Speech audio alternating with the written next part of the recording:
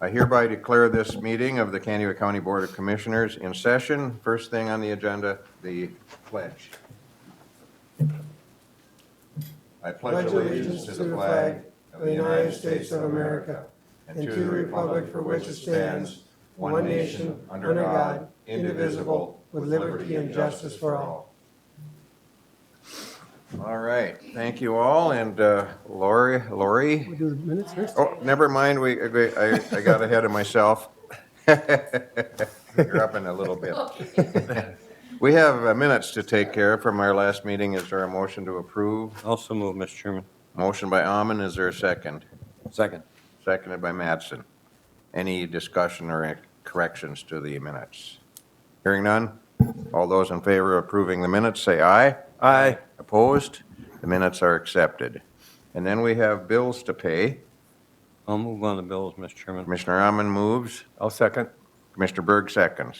Any questions on the bills? One question there, I saw there was $9,800 some for the law for the security system that we had our maintenance person come over and talk to us about the locks for the new card swiping system at the, anyway, it was underneath data processing. Shouldn't have that been out of maintenance on the, it was recorded on as data processing. I thought, is that the right category?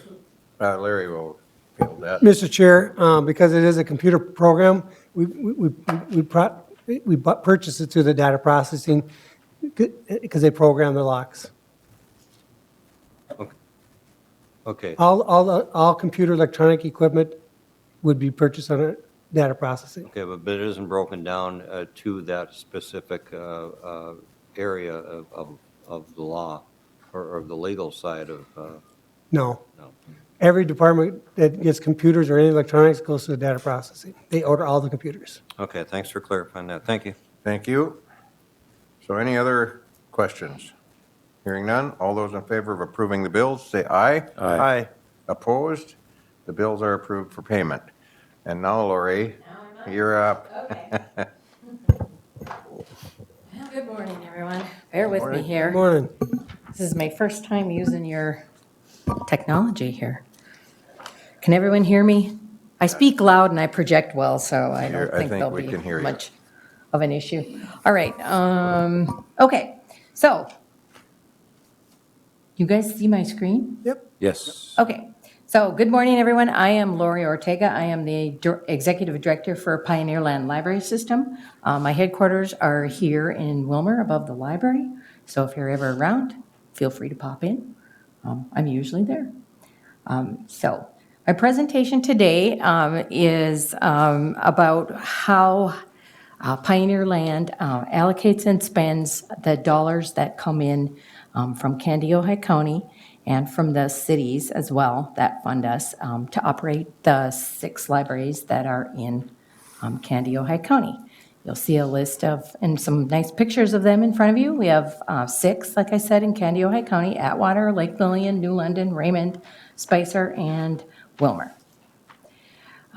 Staffing, of course, is always the largest share of where our money goes. It's hard to operate anything without people there to do that. So we try to be as efficient and effective as we can using our dollars when it comes to staffing. So over the years, we've started a project in Pioneer Land in which we combine our head librarian positions so that we have one person managing multiple small libraries instead of having a head librarian as a manager in every tiny library where basically they'd be managing themselves. So in Candido County, we have 2 head librarians. We have Andrew Breger in Wilmer. He's also our newest head librarian in Pioneer Land. He came to us from the Pueblo County Library System in Pueblo, Colorado, and he's been here about 6 months. And he just bought a house, so I'm thinking he likes the job and he's planning on sticking around for a while. And then for the rest of the libraries in Candido County, Spicer, New London, Raymond, Atwater, and Lake Lillian, we have one gal who is the head librarian for those 5 small libraries. Her name is Rhea Newhouse. She is a Wilmer native, and she moved back to the area a few years ago, and we were happy to have her come to work for us, managing our libraries.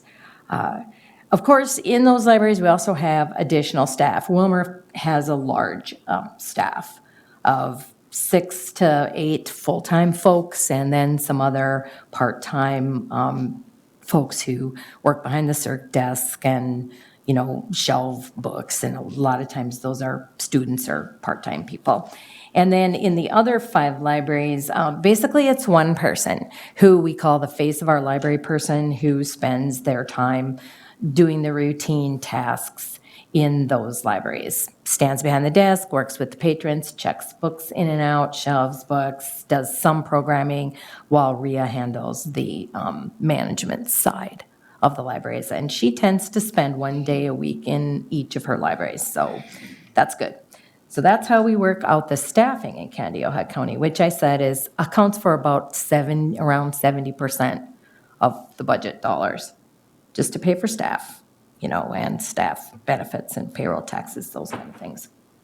So that's biggest expense in a small operation. Cardholders in Candiota County. I've broken them down for you right in front of you as to how many we have in our database for each library. These are folks who have a Pioneerland library card that's still in our Pioneerland database. It's about 71% of the county population, and that may be a tad high if we were to completely cull our database down to active cardholders who've scanned their library card to check out a book or some other form of material, or logged in to download an ebook or an audiobook in the last 5 years. The number would probably come down. We are in the process of doing a data dump, I guess, to weed out some of our cardholders that have not been active. We're not going to go back. We're going to go back a little further than 5 years, though. And just because someone doesn't have an active library card does not mean that they don't use library service. They may have signed up for a library card 10 years ago, and they haven't checked out a book in the last few years, but they come into the library every day to use our internet, or use our wireless service, or make copies, or read the newspaper, or read a magazine. So we have no way of tracking those folks, other than our yearly count on foot traffic. And so active card holders and people who actually possess a card, it's kind of a difference. But still, no matter how you look at it, 71% of the county population at one time signed up for a Pioneerland library card. That's a high percentage, probably the highest of the rest of the counties in Pioneerland, I would guess. So I have a little slide here kind of showing you, just to get some color on my picture, the pie chart. By far, of course, the largest slice of the cardholders is in Wilmer, and that makes sense because Wilmer has the highest population. If you look at the actual numbers, the actual number of cardholders in Wilmer is higher than the actual population of Wilmer. So that's because we ask people to declare a home library when they sign up for a card, and so people in the peripheral county areas may not live in Wilmer proper, but they think of Wilmer as their home library, so they've signed up for a card in Wilmer. Dollars, not only for staff, but to help us pay for library spaces. Cities and counties provide the actual building and the space, but of course we provide fun stuff like the little snake that you see in front of you, furniture for the teen area, just things that keep our space vibrant and welcoming for our library patrons. So that's partial dollars, that's where some of the money goes. Library collections. A lot of our money is spent on library collections, and this is books, movies, magazines, newspapers, any other kind of material that you might want to think of. And there's some nice pictures of spaces in our libraries that have those things. We have audios, we have books, we have a collection of cookbooks being displayed here. Last year, Pioneerland libraries in Candiota County added 5,896 new materials to the library collections with the dollars that come in from our cities and county. So The total of items available right now in all of Candiota County libraries for checkout is 152,579 items. By far, the largest collection is, of course, again, in Wilmer. That is the largest library we have. But adding 5,896 new items every year, it's not so bad. You know, we do weed, of course, so, you know, some things come off the shelf, but those are new titles. And it's very important that we have collection development dollars to add new materials, because that's what keeps our collections vibrant, and that's what keeps people from, you know, coming in to check out materials from our libraries. They want the new release, they want the new James Patterson book, they want the new movies, they want, you know, to be able to read the new magazines and the local area newspapers. So the dollars for collection development are very, very important. And because we have small budgets in these libraries, generally speaking, and so much of our dollars are taken away by staff, there's always room to increase the dollars that we spend on collections. More money we have to spend on that, the more we make people happy by giving them what they want when they walk through the doors. So, library technology is another area where we spend dollars. Some nice pictures of our technology spaces. We offer not only standalone computer stations for folks to come in and use, but we also have laptops and iPads that folks can check out and sit in our library and use. A lot of people use their own device these days, and we provide wireless technology in all of our libraries.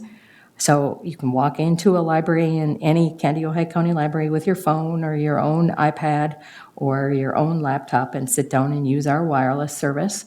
All of those things takes dollars to pay staff to deal with all of that. We have 3 IT people in Pioneer Land, 2 guys who deal with all of our networking issues and all of the computer issues. If anybody calls and has a problem with the computer, needs help with their copier, needs help with their fax machine, those are the 2 guys that go out and they handle all of that. We're set up these days to do a lot of it remotely, so they can just remote into the desktop, but it does also entail some of them traveling a bit out to the peripheral libraries to deal with it. And then we have one gal who is in charge of our ILS system. That's the system that we use to provide our shared card catalog. When you go in and look and see which books we have in Pioneer Land, and you can request them and check them out and have them brought in from another library. You know, if it's not sitting on the shelf in Wilmer and it's out in Ortonville, you can go into our card catalog and request it, and we'll bring it in for you. So 3 IT people, it's a lot of work. I mean, it's 32 libraries in 9 counties, so they're spread out and they're busy, and part of our dollars are used to pay for those folks. Last year in Pioneer Land, 38 in Candiota County, 38,238 people used our computers. That was the computer use stat for 2018. Those are the newest stats I have since I do an annual report every year. So at the end of this year, I'll have 2019 numbers. And also, there were 34,194 wireless sessions last year as well in Candiota County. So it's a lot of people coming in and using our wireless, and a lot of people coming in to use our computers every day. So we also provide a lot of programming in all of our libraries. Library programs, anywhere from special holiday events like bringing Santa into the library, story times in our libraries that happen sometimes on a weekly, sometimes a bi-weekly or monthly basis, depending on what works in that community. We do adult programming, anywhere from books clubs and classes and gardening and learning how to paint, to working with teens, all kinds of programs, and practically anything you can possibly think of, the libraries do. Keeps people coming in, keeps it a vibrant community resource, and that is where a lot of our time and energy is concentrated these days. Summer reading program is another one. All of our libraries do summer reading program every year. Some of the smaller ones are just finishing up now. Some of the larger ones go until the end of August. Helps with the summer slide with the kids, keeps them coming into the library. We try to make it fun as well as opportunity for them to not to lose some of their reading skills over the summer. But we don't want it to feel like school. So there's usually little prizes and there's fun activities, and they do things like have pizza parties and they have celebrations at the end, and make everybody Sundays, and they play games, and they read books. And so it's a big thing, summer reading program every year. Last year in Candiota County, our libraries held 769 programs across this county, with 9,793 people attending those programs. So people come in, and that's what keeps them coming in. Teen development, big thing not only in Pioneerland, but across the nation, and over probably the last 10 to 15 years, there's been a huge push on working with teens and getting them to come back into the libraries, because these are our future funders. These are, we tend to lose them. Parents bring kids in when they're little, they come to story hour, they do summer reading program, they do activities, and then there's a gap probably between 11 and 12 years old until they're 25, and they come back in the library with their own kids for story hour and for summer reading program. So there's been a real push to work with these kids to keep them in the library, keep them coming into the library, getting involved in what's going on in the library. And most of our libraries have formed teen advisory boards now, where they work directly with the kids, and they have input on what kind of activities and fun things they'd like to see at the library. They do all kinds of stuff. Most of them have a dedicated space. The teen space you're looking at right there is in the Wilmer Library. That's their own little area where they can come in and sit. It's not next to the kids section, so they're not being disturbed by 5 and 6 year olds and 2 and 3 year olds running around. And we have a dedicated teen librarian also in Wilmer, and that's what she does, is she works with the teens.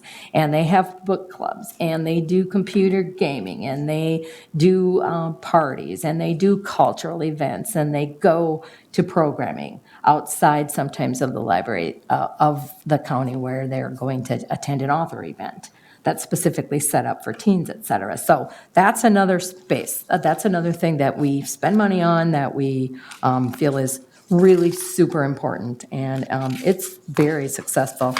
The Wilmer Library has a really strong teen program. So in addition to teens, lifelong learning support. We got a lot of stuff going on for the big people too.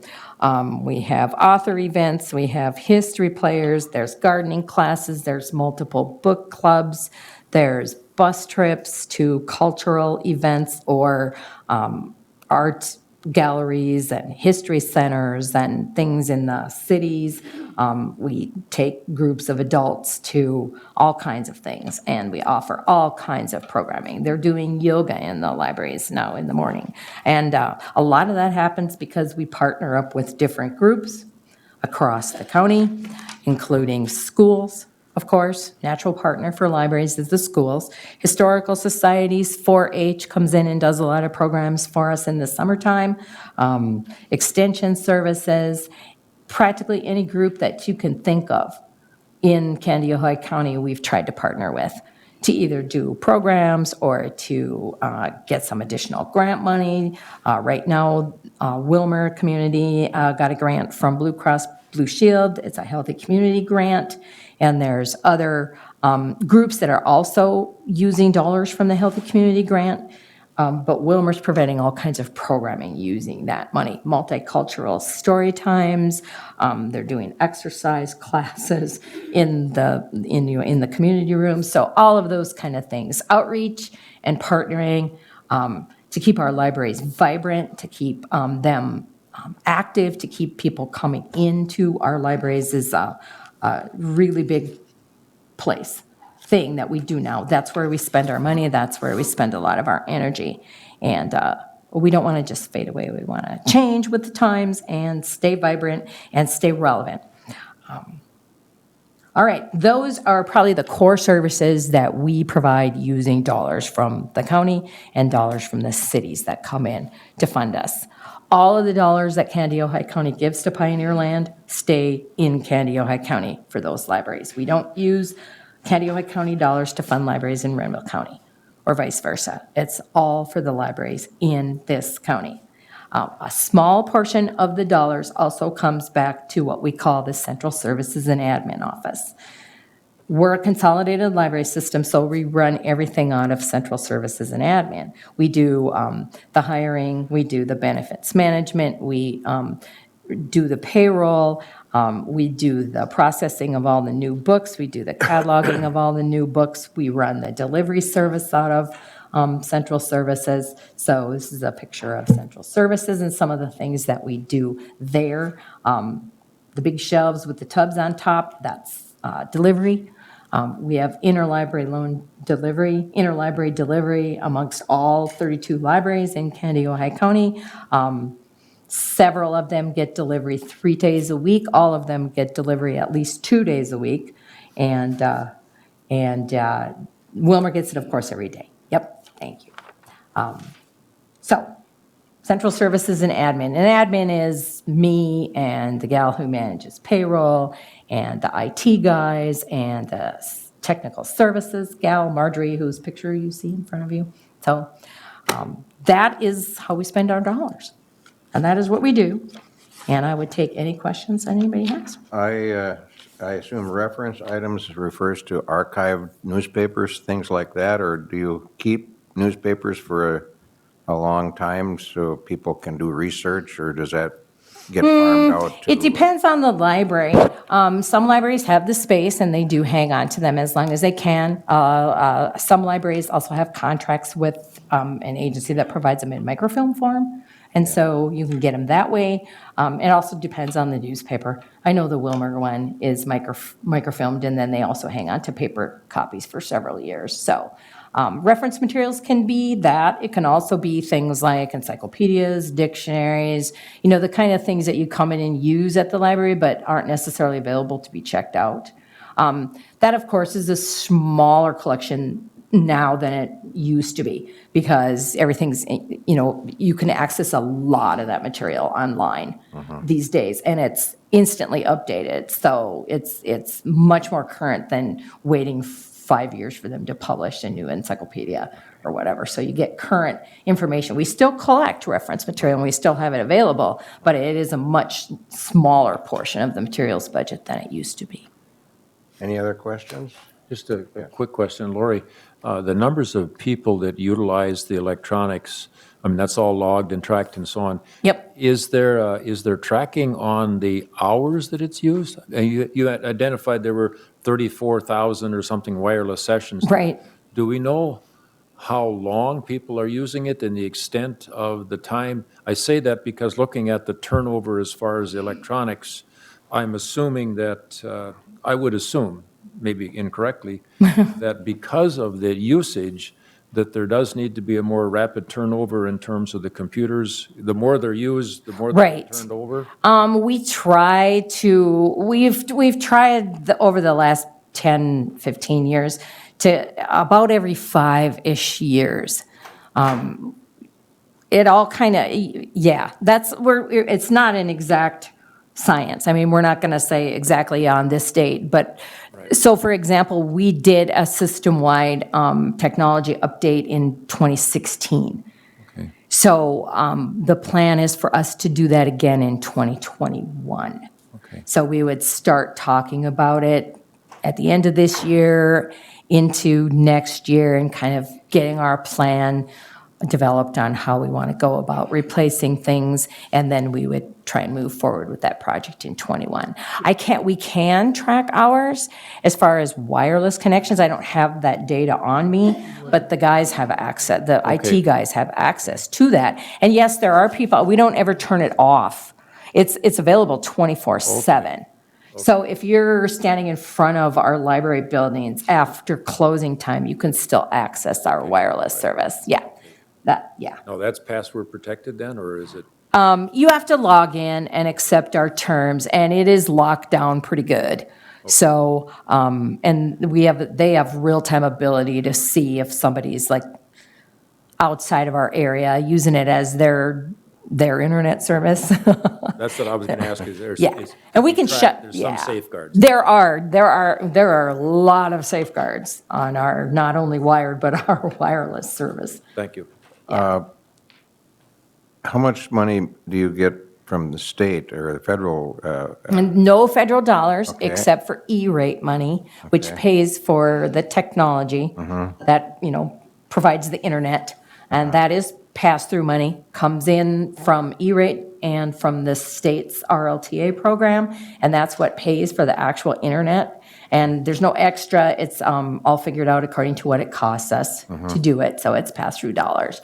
That's the only federal money coming in anymore. All the rest of those dollars dried up years ago. From the state, we receive RLBSS dollars, which is entitlement money given to all the regional systems based on a formula. We have not received an increase from the state in 10 years or more. So it's a flat, and ours is a very small portion of our budget. We have a $4 million plus budget in Pioneer Land, and we get like $460,000 from the state. That's for the whole Pioneer system. Yeah. So those dollars are used to pay for shared services. We use those, there are rules on how you can use those dollars. They need to be used for shared services such as interlibrary loan, cataloging, processing of books, delivery. We use that $464,000 to pay for part of that. That doesn't cover what it costs us. Right. So, Commissioner yeah. Berg had a question. Oh, any information you can, on the ebook, when people get ebooks through the library, do you track how many that is? And what- We can track as a whole. I mean, we get a total at the end of the year on how many ebooks and downloadable audiobooks were checked out. It doesn't break it down by library because we're one system in Overdrive. That's our ebook service. So it shows how many total. Ours still keep going up. Last year it was around 45,000. Okay, wow. And the year before it was probably around 36,000. And that's in addition to all these other. That's in addition And to to the- the number that I gave you for items that were checked out last year. Yep. Okay, I think we're reaching our time All right. limit, or maybe gone Great. over, unless anyone has a Well, I just question? want to comment, I appreciate you coming here explaining that, and I Oh. have been informing the board, sitting on the committee, the state of Minnesota is not for 10 years given us an increase. Yeah. I don't know how that's going to ever change. I don't know how we're going to go about it, but the increase that we're having, 2% approximately. 2%, I believe, is what I asked you for, yes. Right, yeah. Yep. And I believe that's dispersed out in our, per region, there's some that have a larger increase. There's one of them that had 14% or 7 or 8% increase coming up this year in the budget. Every library system has different increases. But, the 2% is pretty minimal for the services we get. And, Yeah, I think it is. I also want right. to commend you Yes. on one other Move thing. along. Thank you. Given the opportunity, we have to praise the people that are behind the scenes. This is one of the person behind the scenes. She has taken the initiative to have the librarians, we talked about interaction with our employees and our key people throughout the region. And now we have our librarians coming in, meeting the librarians face to face, and they're giving presentations to the board, so we better understand who we're dealing with and who the people are working as employees for this whole system of ours. Thank you for that. You're welcome. Thank you. Thanks for asking me. You have one more? We're gonna have well, a quick question along the same line, you're talking about increase, Commissioner Rahman. That's not part of the maintenance of effort, right? No. No, so it's totally, No. that's just. Yes. Maintenance of it, the total maintenance of effort that the state tells you is your minimum you need to give has been frozen since 2012. And it's been frozen at 90% of 2011's maintenance of effort amount. So, no increase there either. So if everybody gave us maintenance of effort And that does not translate into what we need to run these libraries. Just because the state's telling you that's your minimum, we would be having a very different conversation. Almost everyone in Pioneer Land, all of our funders fund well above maintenance of effort, because that's what we need to run our libraries, not what the state's telling you the minimum is. So, thank All you. right. Thank you very much. You're very welcome. I Appreciate your would presentation, and figure out how to get out of here now so that you can, that's not my area of expertise. Just right there, yep. do I just Click there, close? pull your thing out, your zip drive out. But don't I need to close? Yep, but you, Sorry. Why is this not? Help me, someone who knows more than I do. Which is probably pretty much, oh, there we go. Okay. Now I just, pull that out and then Joan will put her. okay. Awesome. Thank you very much. I appreciate Thanks, your Lori. time. Thank you. You're welcome. Thank you, Lori. And now we have Candy Works. Joan and It's a lot of change. Bring this up real quick. Good morning. My name is Joan Mossick, and I'm the Executive Director at Candy Works DAC. And I brought with me today Jolene Garbrick, who's our Contract Manager at Candy Works DAC. I'm okay. going to bring up the presentation here.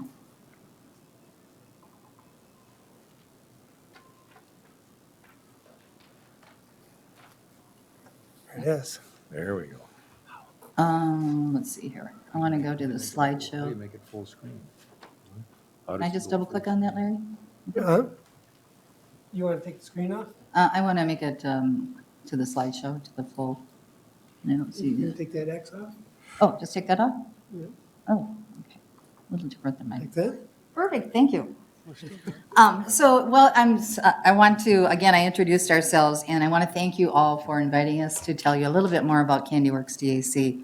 I don't know that Candy Works has ever been here before, so we're going to tell you a little bit about who we are, the services we provide, some of our successes that we've had with Candy Works DAC, and some of the challenges that we're seeing at Candy Works.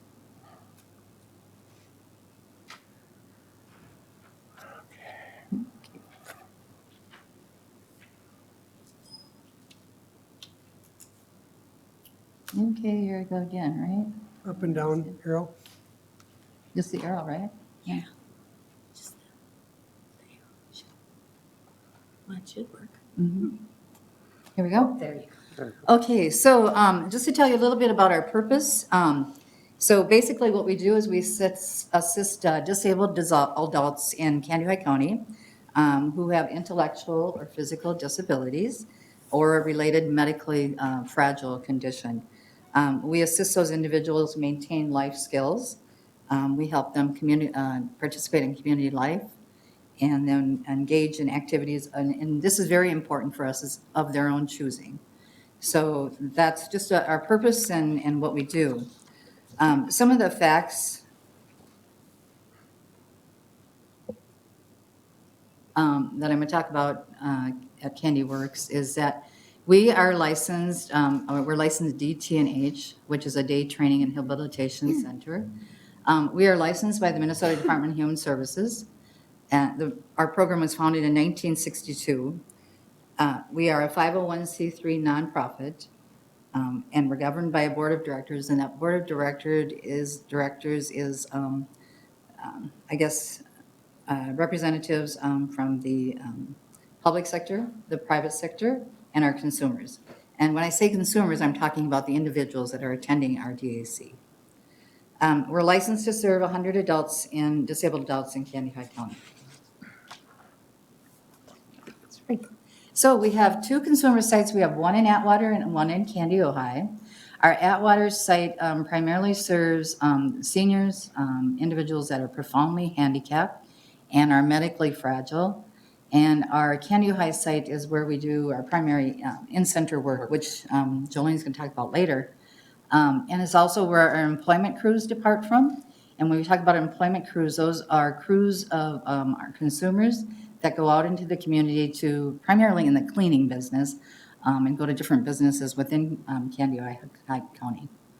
And then and I'll talk a little bit about our new program. It's called Circles of Friendship, and I'll talk about that a little bit later. Currently, as I said earlier, we're licensed for 100 disabled individuals in Kennewick County, but we're currently serving about 85 individuals in Kennewick County.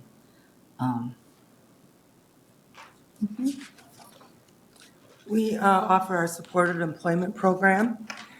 We have on-site job coaches that provide the training, support, and the transportation. The consumers are paid hourly by a performance measurement standard that's set against another person setting the standard and them going through a test. It's contracted work in the community. 1 to 3 staff ratio. There's 1 job coach for every 3 consumers that are going out on a crew. And it's paid for, funded through DHS, through ESS waiver, which is the Employment Support Service reimbursement. And that reimbursement, once the consumer is in that waiver, it's a 15-minute increment that has to be tracked for the whole day that they're involved in the community or in site. So it adds to our bookkeeping and our staff time to figure out the 15-minute increments to bill. We have 10 contracts in the community, and we have 19 consumers that are in that program.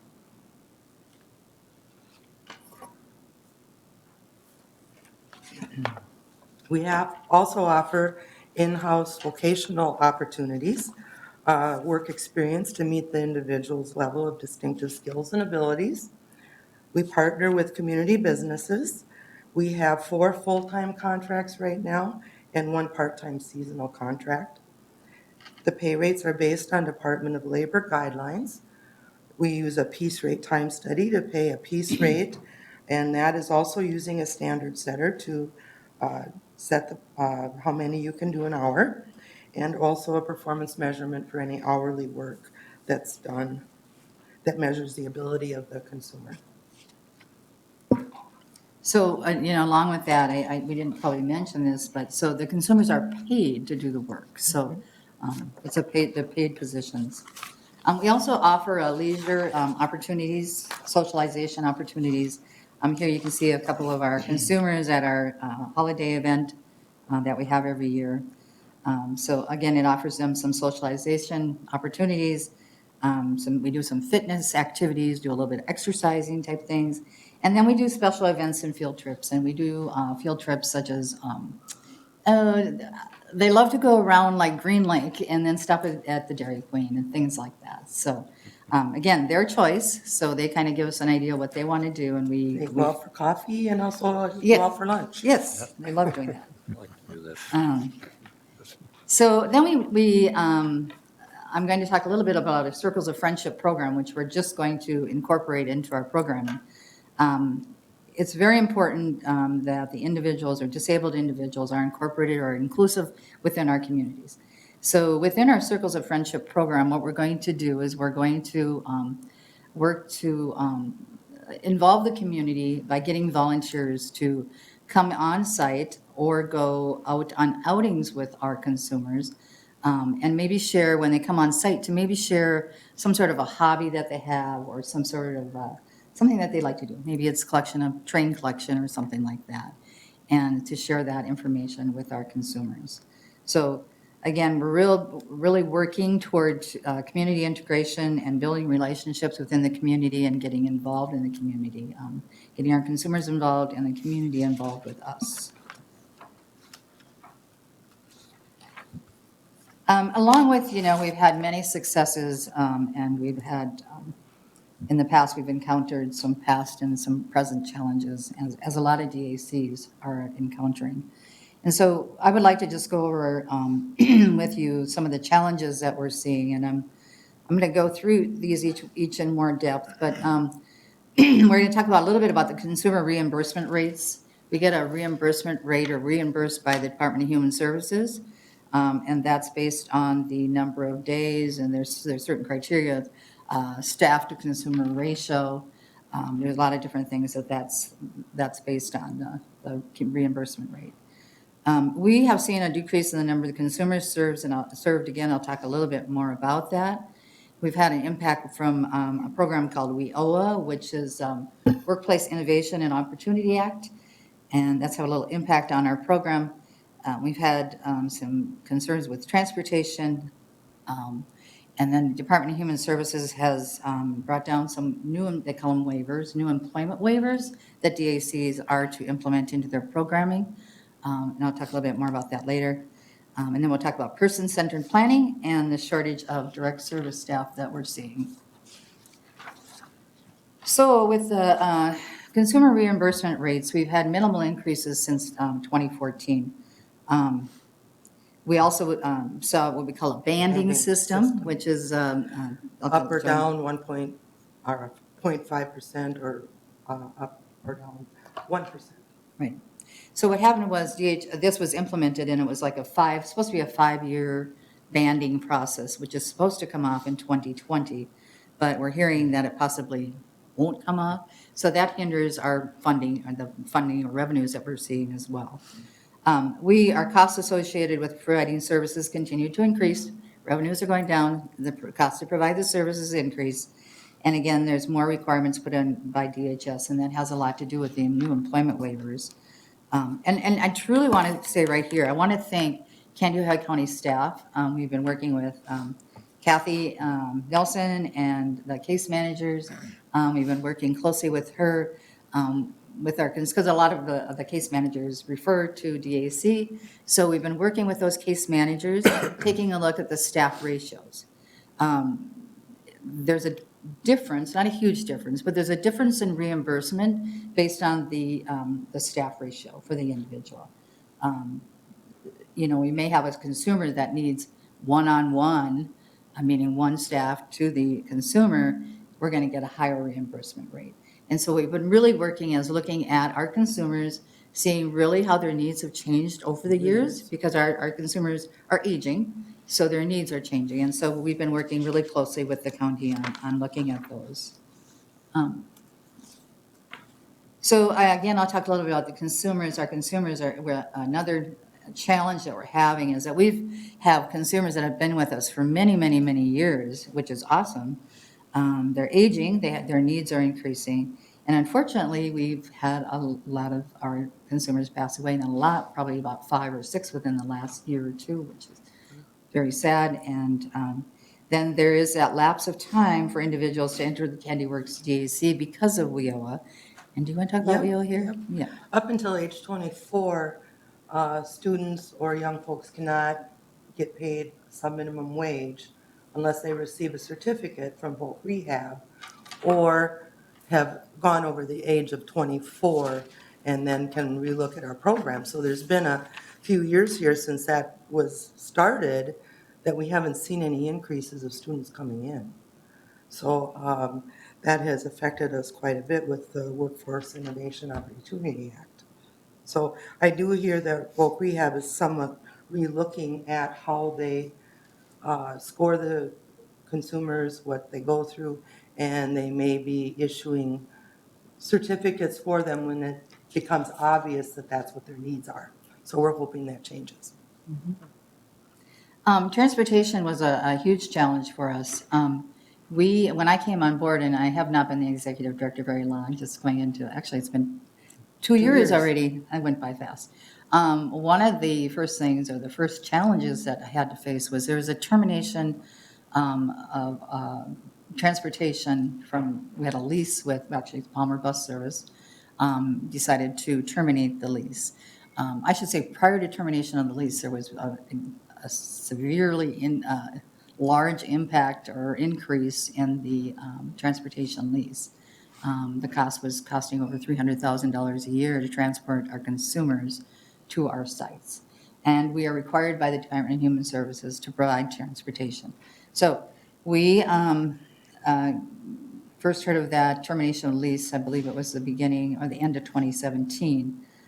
So that forced us to try to find alternate transportation for our consumers, because if we didn't do that, we weren't in compliance with DHS and obviously would no longer be in business. So we looked at a lot of different avenues as to where to pick up transportation, and we came across leasing vans in order to get our consumers to our sites. there was a huge upfront cost in getting those vans because a large percentage of our consumers have disabilities such as they're non-ambulatory, they cannot walk, they're in wheelchairs and such. We had to have upgrades on 4 of our vans, and that was over $40,000 up front just to get that going and implemented. So, so that was, again, just finding alternate transportation was really was tough. I think it was hard to do, and so. Took us months. Yeah, months and months and months to do that. But we've got our vans. We also are partnering with CT, and they're bringing some of our consumers. So with that partnership, it's working out great. Again, minimal increase in we get a transportation reimbursement per consumer. That has been minimally increased. And when I say minimally, there are some, now that we're looking again at the ratios, and we're looking again at more closely at The ESS and all of those different employment waivers, they may increase some of those. And I think maybe we got maybe 5 that have an increase, a slight increase. But they're looking at market rate transportation, DHS is, and we're looking at probably or hopefully implementing that down the road. But again, that was a big challenge for us. DHS incorporates employment waivers for all DACs. ESS is employment support services, which we offer right now currently and have been for the past year or 2. We did it before, but now it's paid through a different form.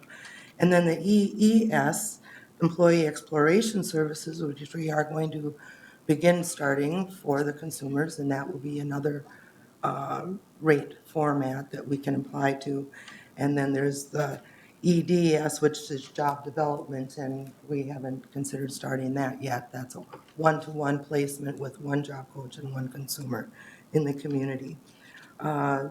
There's a minimal increase in the revenue to implement the waivers, and maybe not enough to cover all the costs because you're transporting a job coach and 3 consumers to every job site for the full day, job to job to job.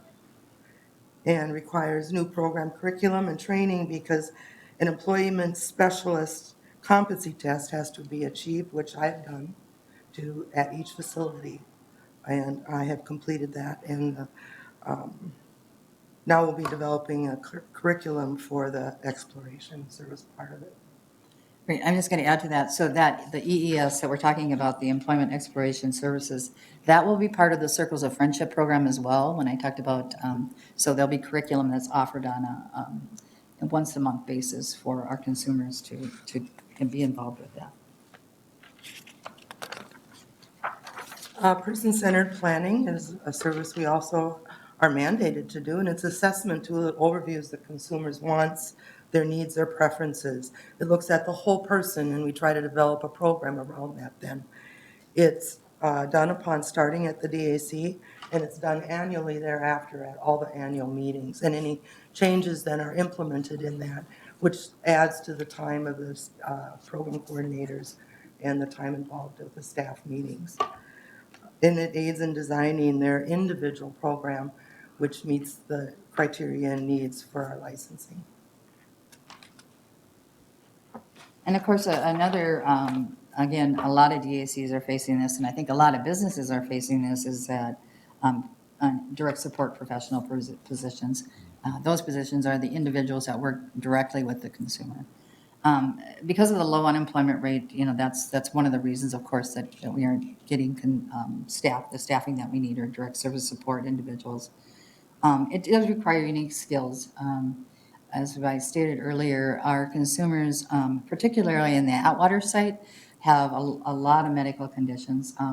It involves tube feeding, toileting, a lot of those things that I guess, let's just put it bluntly, a lot of people can't do or wouldn't do. And so it takes a very unique person to be able to do that. It also requires intensive training and certifications. They have to be certified in CPR and first aid, and they also have to have some they have to have training on how to tube feed, whether that be tube feed or toileting, And medical things, and they have seizures in our Atwater site. So there's a lot of training that needs to be done. The wages are low. We haven't seen any increases, or like I said, are very minimal increases in our reimbursement.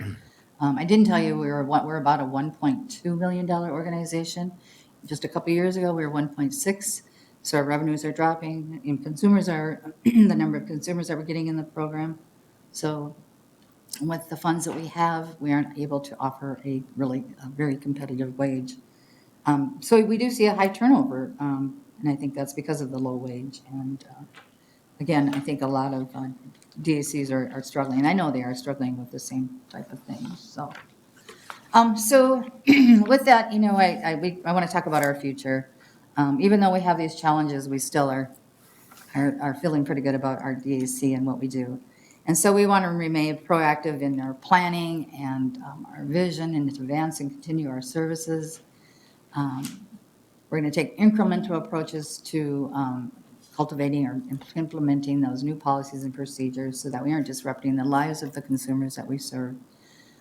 We want to work, as I talked earlier, about cultivating relationships, and that's getting the community to know who we are, what we do, services we provide, and such. So we're really going to be working on that. We're securing supporters and benefactors, and when I talk about that, we're securing not only financial supporters, but we're looking for community volunteers, individuals to just be involved and to be more, you know, I should say, our consumers being more involved in the community. We want to be good stewards of the funds we receive as well. And we want to continue enriching the lives of those disabled adults in Kennewick County. So that's what we have for you. Does anybody have any questions? I thank you so much for letting us come and visit with you. Carl, anyone? No, that's fine. Thank you all very much. I have one Sure. real question. You know, I appreciate every year the annual meeting we have and all the Yeah, products and thank the you for service coming. and the patience that your employees have with the learning, limited learning skills that some of the people have due to their disabilities. Right. I'm just wondering, as far as the mandates, unfunded mandates and the reimbursement rates have frozen since 2014, how do we change that? And have you, or your organization? Yeah, been we active? have a statewide organization and a Right. national organization. And so there is a grassroots group, and it's called the MORE Association, and I can't tell you, Minnesota Organization of Habilitation Services, I think, something like that. But they work, and we as regional executive directors get together. They work for us going to the legislatures and try to get increases. Unfortunately, it's just not happening. We're not seeing Yes. any increases. And then the other thing is that there's no clarity on how to implement some of the new waivers. So, and we get mixed signals. So all DACs are struggling with this type of thing. And so, again, we do have a grassroots group that is you know, working with us and working for us, I should say. But so far, no changes. Larry? Thank you. Joan, I know the DAC is working with other partners trying to stop the shortfalls and stuff. And Yeah. this year, you got a new request into Kennewick County Yes. for some funding. We have our budget work session next week. Okay. Is this funding, would that be ongoing, or would this be until a gap fill until you can get to the next step? Well, you know, certainly we would like ongoing, but, you know, it would, whatever, and if you can do anything for us, it would certainly be appreciated. We have a lot of issues that were kind of put on the back burner because of the lack of funding. We have some building repairs that Yes. severely need to be done on the outside and insides of our buildings to make it just a better place for our consumers and overall needing repair. But again, you know, we continue to try to increase our revenues, but it's just not happening. So Sure. anything you can do, if you can, we would really appreciate it. So I just, again, appreciate you listening to us today and hearing who we are and what we do. All right, yes. Just want to say, I've been aware of your services there, and I feel such an important need for so many years. What has it been, like 57 years? And it's a very important service you give, and I know it's really complicated with all the funding changes and waivers and everything else you have to deal with. But, yeah, thank you for your service, for You're sure. welcome. Thank you. Thank you very much, and enjoyed your presentation. Thank you. I'm just going to take this off. And then we have Larry, hopefully. Oh, Larry, yeah, okay. I hope you can just shut it down, right? Thank you.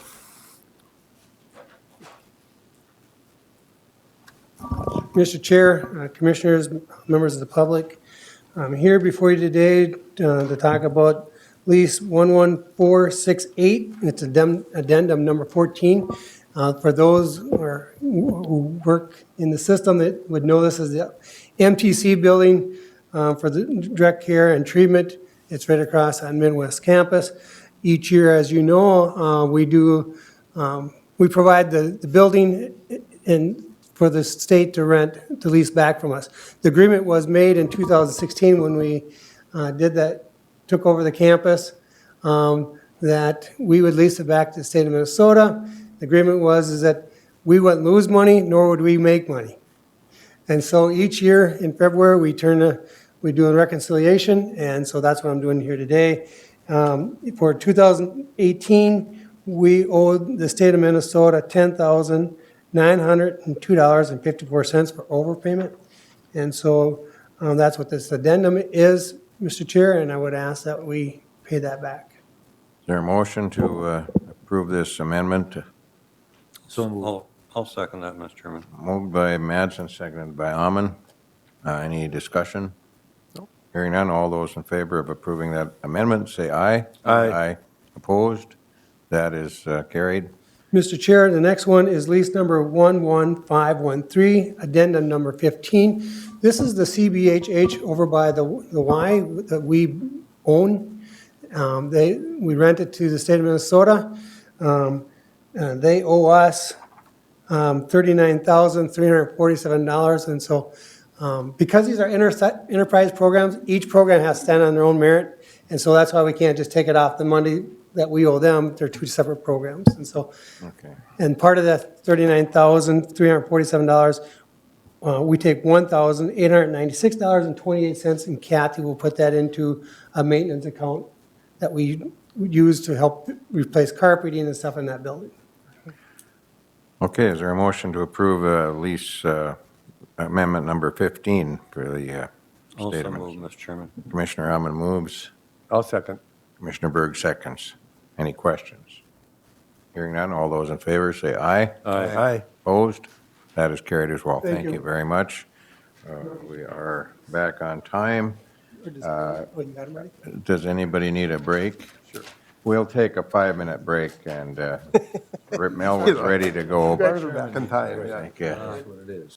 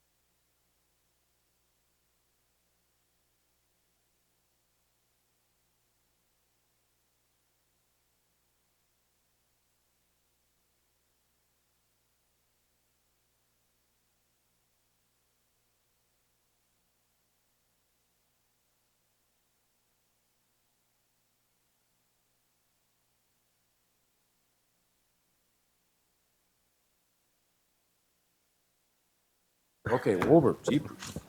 That wasn't even 5 minutes, Raleigh. That was fast. Oh, watch out for your coffee there. Yeah, yeah. Okay. Go ahead. We're ready? Yep. You're on. Mr. Chair, members of the board, I'm going to, Larry, maybe if we could throw up on the screen quickly this diagram. Okay, I'm gonna zoom in here, Mel. You've got one in your packet, but if you're looking at the resolutions, it might be, I just want to just get you, that's good, that's good. So the first resolution is, both of these resolutions are supporting to get money from the local road improvement program. And the state legislature issued in 2015 bonding in the name of the Kansas County, $3.77 million. And the process to actually get the money is to do a resolution of support for the projects that we're going to use it for. And so we've done one when we did the roundabout, and we're doing the next two here for, the first one is for resolution 2019-40 is for this curve right down here. And basically what the application does is it realigns County Road 5 and 15 from the Diamond Interchange that's programmed. And so it's for this red piece right here.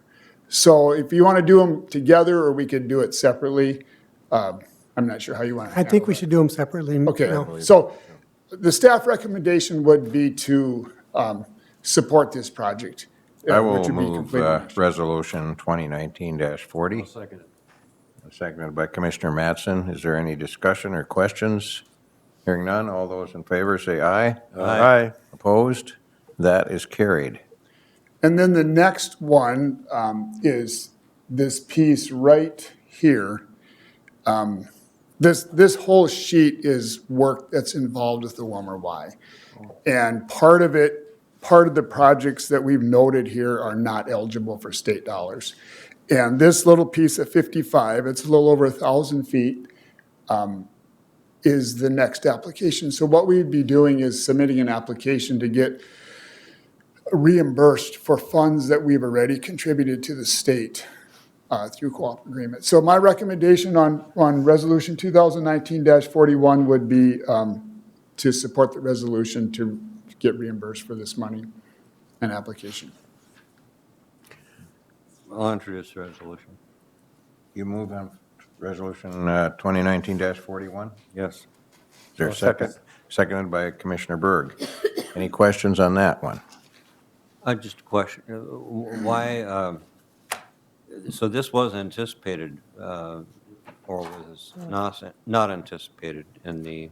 No, this has all plan. been anticipated. It all, yeah, It's all spelled out in the master agreement and in the Right. master co-op construction agreement right. with the I state. just wanted to confirm that, thank you.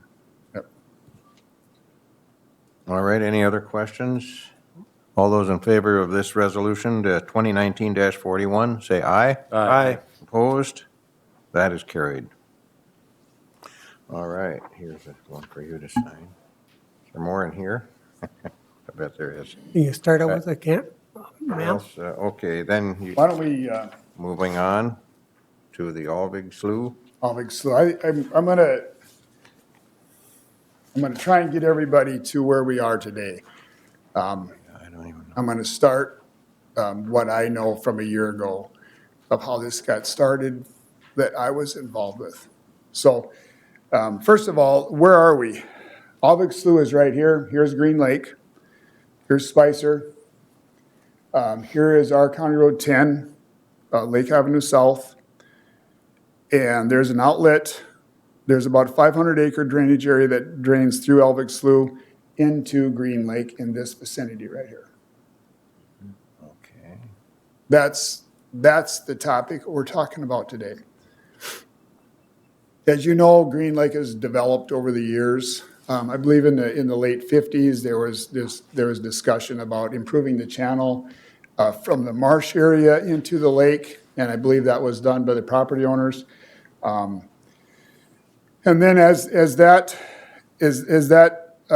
continued to develop, there was property were repurposed. One of them was a home that was built, and then on the east side, later in the mid-'80s, there was a Morgandale condominiums was proposed. So, when they built the condominiums, they applied for a DNR permit because it's going to, what the permit basically is to take the waterway that existed for a long time and enclose it in a pipe, 48-inch corrugated metal pipe. So that was done, I believe, in about 1985. And the building was built. There was no easement through there. It was just a pipe built through this waterway. 2008, we rebuilt Lake Avenue South with the city of Spicer. And just so you know, we don't have direct connections into the lake. We go through water quality ponds to the south of Lake Avenue South, and then it goes into the public waterway, which is the outfall into Green Lake. Okay. So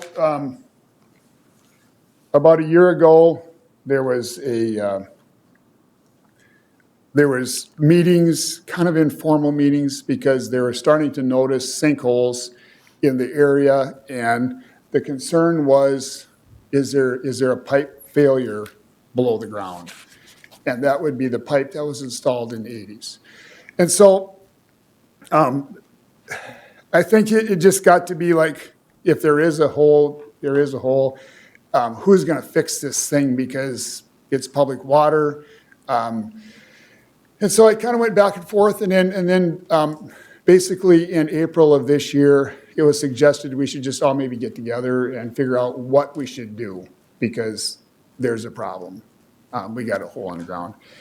And so I believe Larry, and I'm not sure if there's anybody from the board with you, went to a meeting Just me, yourself. in early April, and basically said that, basically was brought up to speed on what the issue was. And I think at the time that the meeting was held, they wanted to know, is there any funding sources? Is there any funding sources from the DNR? Is there any funding sources from soil water? Is there any funding sources from the Middle Fork?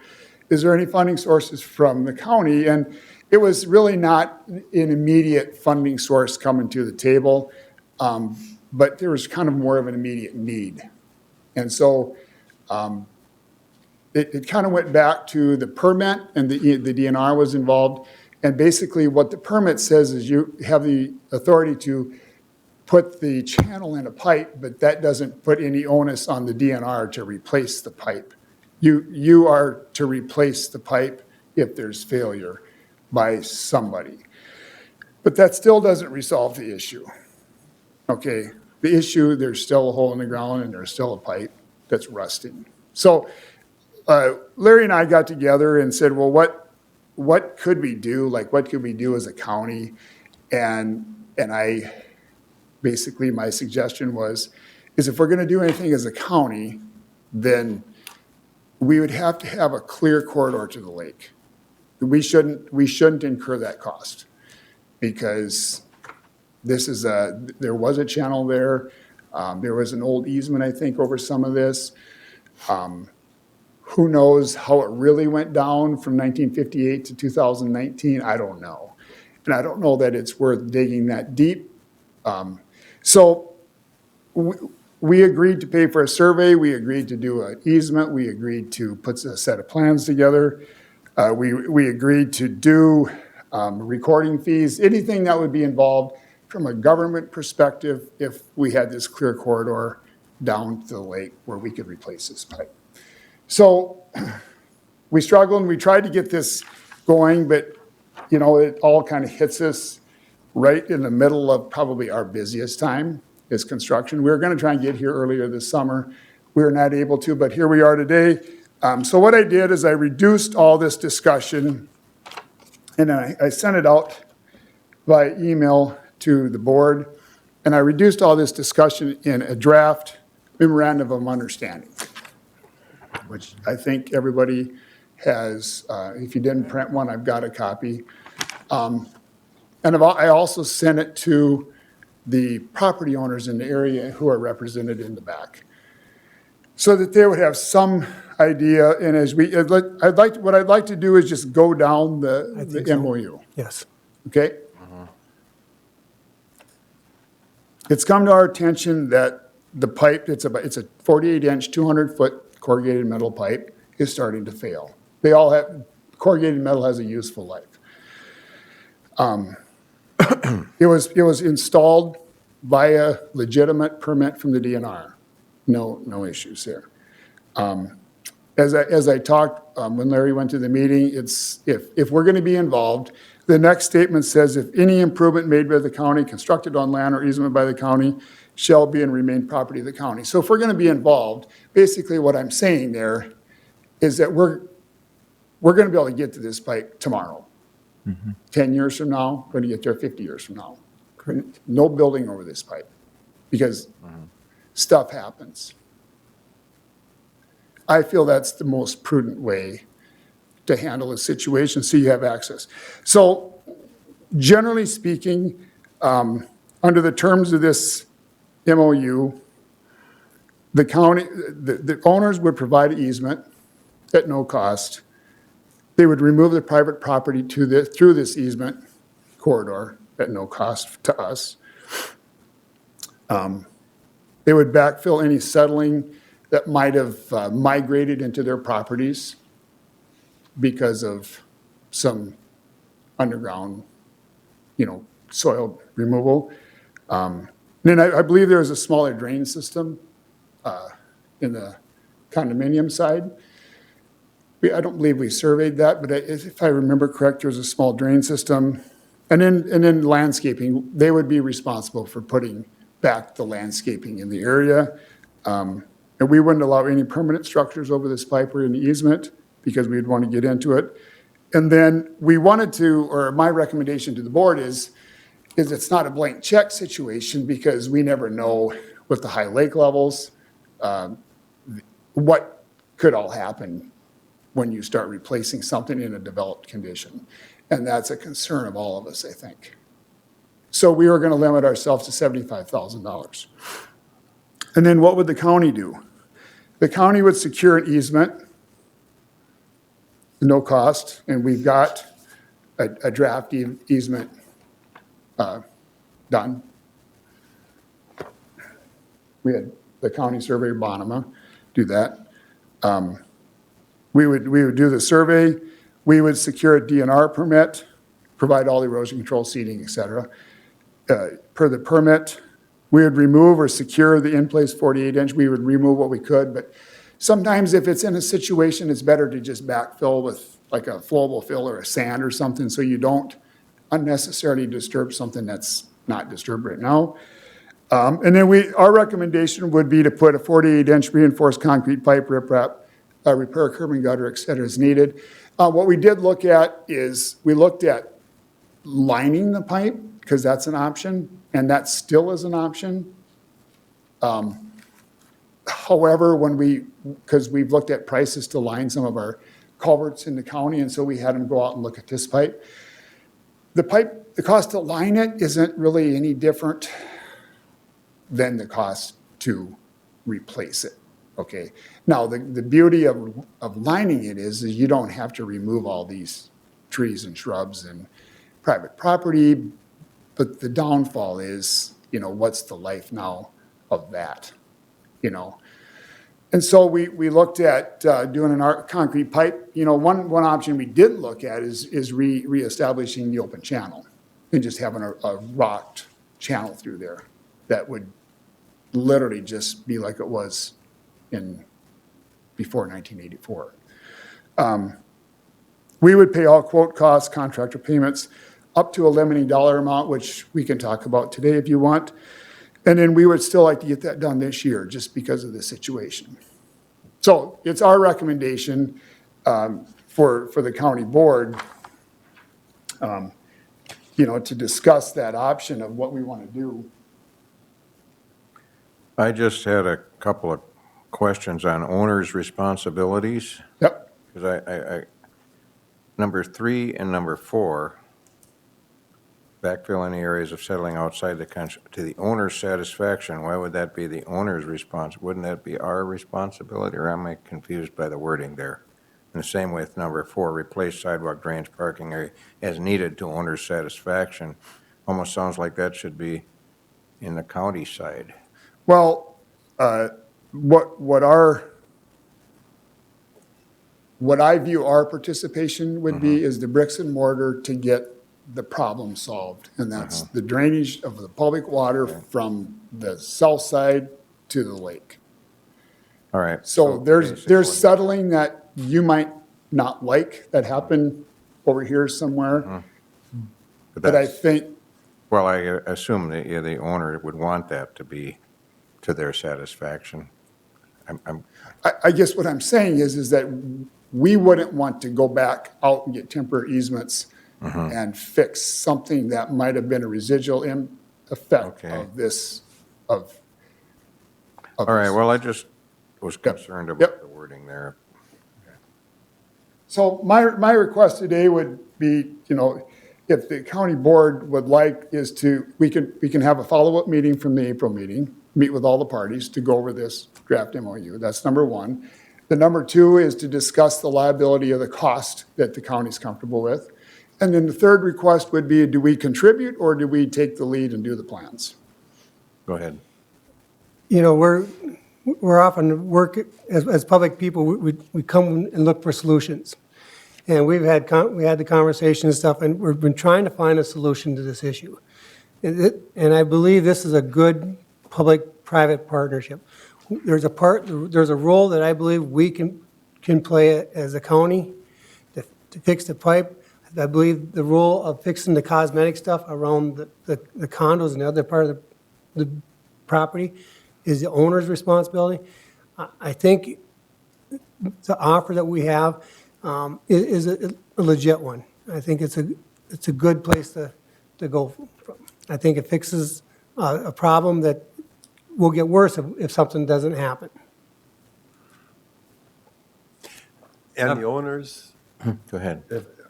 are in agreement with this as well? We presented this only, I have not had discussion in terms of face-to-face, or this was sent to them Okay. like I sent it to you.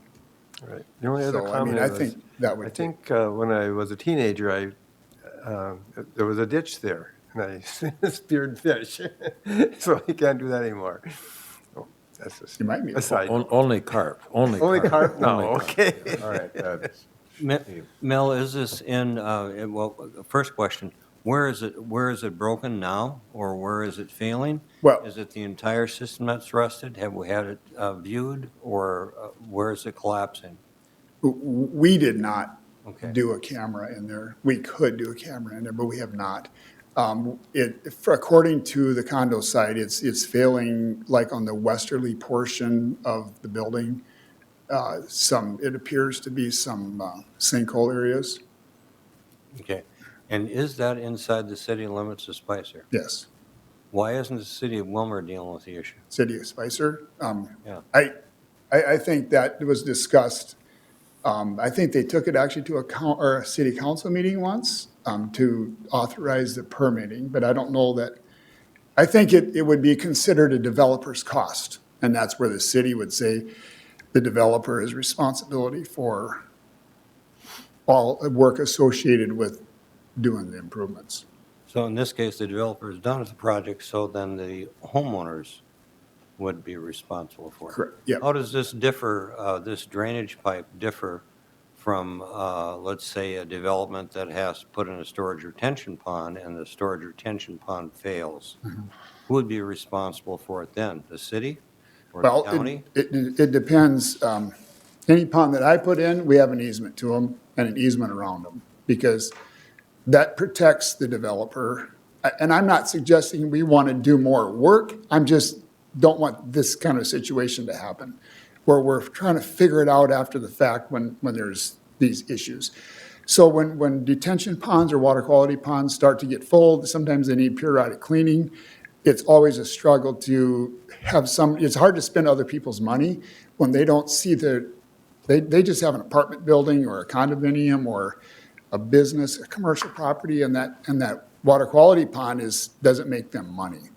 Yeah, and I understand there's some litigation with the state on who's requiring it to be, since it was required by the Water Pollution Control Agency to put it in for water quality reasons. Now there's some litigation on, after so many years, who's going to maintain it. Yep. People are deceased or whatever.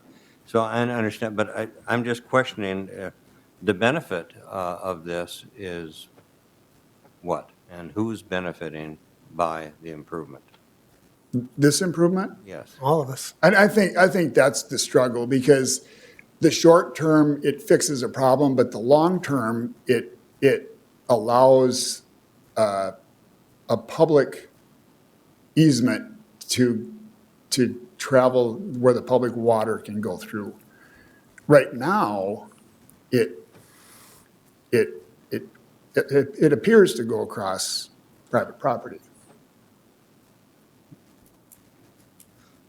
And is there anything in there as far as the no planting of trees in the right-of-way area that's going to be designated, so that in the future we don't have to deal with those situations if the problem occurs again, to gain access, or no planting of trees? Is this stipulated? I didn't see it stipulated in the agreement.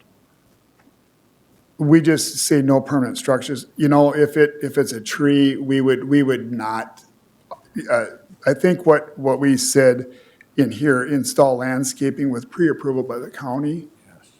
If you look at item number 6. Yep, yep. And the reason for that is if somebody would install some minor plantings, they would just have to understand that it's like utility easements, you know, and back property lines. If the utility companies go in there, that tree might get removed or damaged or. I think the city, we did that in the past. We made sure that was part of the agreement, so that we Yep. didn't have to deal with it again in the future. Because then you're taking their shade tree and you got to replace it, and then of course it has some effects, or can have an effect on the system down below if something, roots get in the Yep, way. yep. Okay, I just don't know. So if we didn't do anything, what would happen?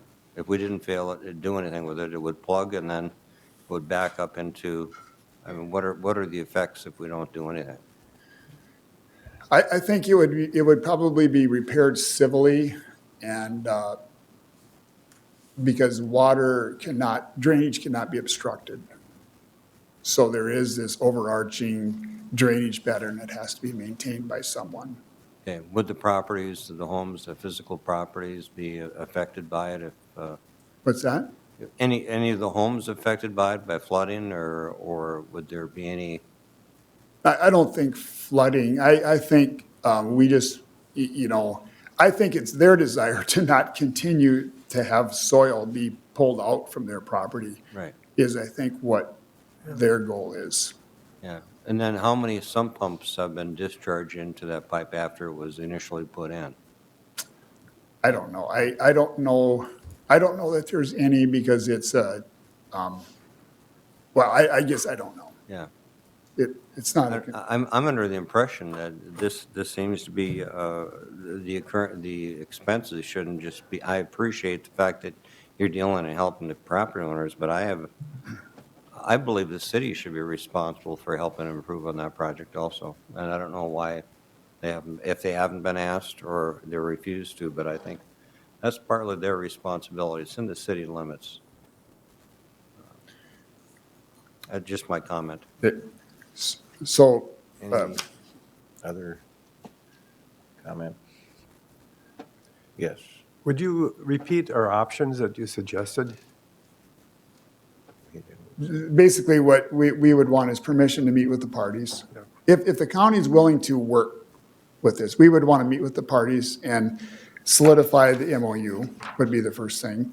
The second thing would be, discuss the liability.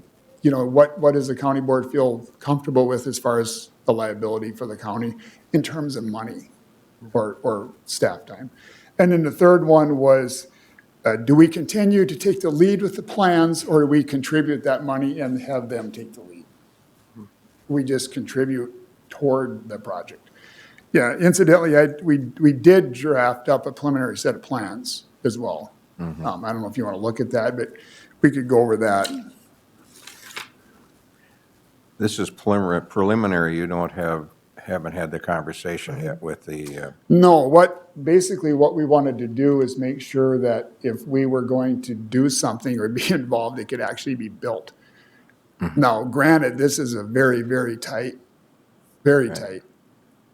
so when would we approve this memorandum of understanding? So, what's that? When would we approve this? At a later date. At a later date, okay. Yeah. And that would probably be so they can, if we do approve, you can get it done this fall. Right. Or someone maybe could look into Steve's Yep. concerns. Yeah, right now there's about we measured it the other day, about 18 inches of water running through the pipe. Okay. So, I mean, it's not been real conducive right now anyway. But just for quickly, I'm going to just show you what we have put together. I'm going to just kind of give you a perspective. This is Lake Avenue South. Yeah. This being south and this being north. Okay? Our storm sewer runs into these water quality areas right here, and then it goes into the drainage swale on the south side of the road, and then it proceeds through to the lake. So that's what our water does. As near as we can tell from our surveys, when we had people out there initially, we had people out there yesterday again. The existing pipe goes in this area right here, and our proposal would be to hook onto the manhole in the curb line, and then go to a manhole over here, and go straight this way to a manhole, and have the outfall be very close to where it is today. Okay. And our preliminary estimate is just a little over $85,000 for just that work. And we feel there's probably about a $20,000 worth of work of just tree removal, fence removal, private work, just for kind of perspective. So your ask is today, Allow us to negotiate. Continue negotiating, and is this something that the county wants to do? I mean, it's is there a motion to Mr. Chair, I guess I'll make a motion to approve proceeding with the negotiating using this MOU as a template. okay, that's a second. Any other? I wanted to add, I appreciate the fact of looking at solutions. You used the word, Larry, because a couple of things came to mind that, for example, Eagle Lake Sewer, 30, 40 years, Woodland Centers. I can think of other examples that at that point were not clearly defined. This takes a very ambiguous situation, a very potentially volatile situation when who's going to be responsible, and it clarifies and have the discussions with the property owners and with the county and with perhaps the city at that point in time. But it provides a definable and distinct agreement that we can bank on in 30 years or 50 years or whatever. And I think that's the most important that I look at. All right, anyone else? Well, Mr. Chairman, I'm a little concerned about this because we're inside the city limits, and I understand your concern, and I think it's great that we're cooperating, but if we're going to set precedents, we start working on this project on a water issue, this is on the city limits, what's stopping the city of Wilmer to say, county, you take care of our problem in the city of Wilmer on development? I mean, we're setting precedents by this policy, and I think that to do it correctly, and I don't know if it's been done in the past or not, maybe there is a precedent that's already set, but I haven't heard of any, that we establish some type of percentage or benefit analysis so that the city has some responsibility in this, especially since it's within the city limits. And we don't go out into the county dealing with a land and agricultural area where there's a problem not flowing correctly into the discharge points either on personal land. So I'm a little I just want to make sure it's done right. And this is, Nope, this is a new item for me. I don't know if anybody else has dealt with it in the past, but it's a new situation, so I just want to be cautious of that. But I do want to strongly emphasize that we should discuss this with the city of Spicer also, and have them end this process. Go ahead. Yeah, and I agree, Mr. Norman. The city was at that meeting, and basically everybody was trying to kick this ball down to someone else. Sure. Kind of like the county park. You know, and I'll be honest, prior to the meeting, Mel and I had talked, and, you know, I was very open-minded, I went there to listen, but nothing was gonna get done. And this situation would have got worse. I also would not recommend this if we didn't get the easement. The county's getting something out of this, where other water issues we may not. But I agree with you. It'd be nice if everybody would have stepped up to the table and raised their hand and how much, you know, how are we going to work together? But sometimes that doesn't happen, and sometimes you just need to have a leader to do that. All right. The motion's on the floor, and the directions have been given to the negotiation and take Steve's concerns into consideration. Yep. So all those in favor of the motion, say aye. Aye. Opposed? That is carried, and you can move forward with that. Thank you, Mel, for your work. And Larry? We'll set up a meeting with Spicer. Yeah. Okay. All right, now we have Shane.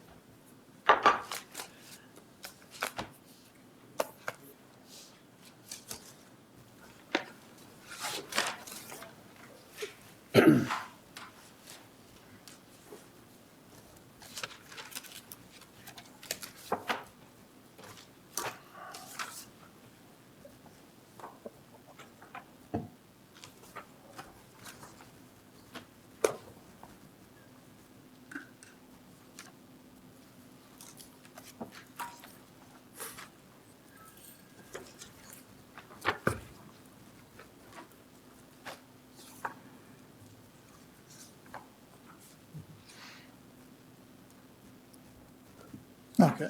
I gotta get to that page. Here for considering Resolution 2019-42 regarding retaining the law firm of Lockridge, Grindle, and non-PLLP for legal services and authorizing challenge to Department of Human Services contracting decision for certain public health care programs. Basically, what that's talking about is there's a procurement process entered into with DHS. It happens every few years regarding how healthcare plans are provided in the county. The statutes involved say that the DHS has to consider the county's viewpoint on the matter. That process took place. There was review, and then recently, on July 25th, 2019, DHS rejected the county's choice, and we were notified of that decision. A lot of the information about this is also in the resolution, which I'll read word for word when I'm done with the overview here. When that decision was made, the county has a choice. We can either accept it or we can seek mediation as the statute provides.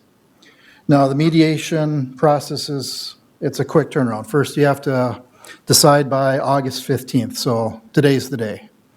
That's the situation we're placed in. Now, if you do choose mediation, because there's a disagreement with DHS, that process involves a 3-person mediation panel. One designee is from the president of the Association of Minnesota Counties. The other designee is from DHS commissioner. And then those 2 people decide on the 3rd mediation panel. This mediation can't take place until at least 30 days have gone by since the notice. So we're probably talking no sooner than mid or late September. Mediation would take place, and then they make a recommendation to the DHS commissioner, who makes the final decision. And then if the county still does not like that decision, they can be challenged in court. Now, why And Lockridge, as part of the resolution here, would be handling the mediation and the appeal. So you may ask why Lockridge? They handled a very similar appeal challenge a few years ago. They were, and more importantly, they were successful in that challenge. So we have a quick turnaround, about 45 days to get this all together. So it's important to have those who have done this before, been successful at it before, be able to hit the ball, hit it running. And the statute allows counties to band together in this process too. So that would be another benefit with going with them, is that the many counties involved in this process could go with them. In fact, I learned that Stevens County has signed on the resolution today, heard from their county attorney. And many other counties have it on their board agendas for today. Resolution. Whereas Prime West Rural Minnesota Healthcare Access Initiative, doing business as Prime West Health, Prime West, is a joint powers entity duly authorized by the Minnesota Department of Health and to be comprised of 24 counties. Right now, there are 13 present counties, seeking to expand to 11 counties. Those are Beltrami County, Big Stone County, Chippewa County, Clearwater County, Cottonwood County, Douglas County, Grant County, Hubbard, Jackson, Candy, Ohio, Lac-Qui-Parle, Lincoln, Lyon, McLeod, Meeker, Nobles, Pipestone, Pope, Redwood, Renville, Stevens, Swift, Traverse, and Yellow Medicine counties. And whereas Candy County is one of the 24 counties that has agreed to authorize Prime West to act on its behalf through a joint powers agreement under Minnesota Statute 471.59. And whereas Candy County elected through Prime West to purchase health care services on behalf of persons within the county eligible for health care services for families and children through prepaid medical assistance, MA, and Minnesota Care, as well as persons eligible for Minnesota Senior Health Options, MSHO, and Minnesota Senior Care Plus, MSC Plus.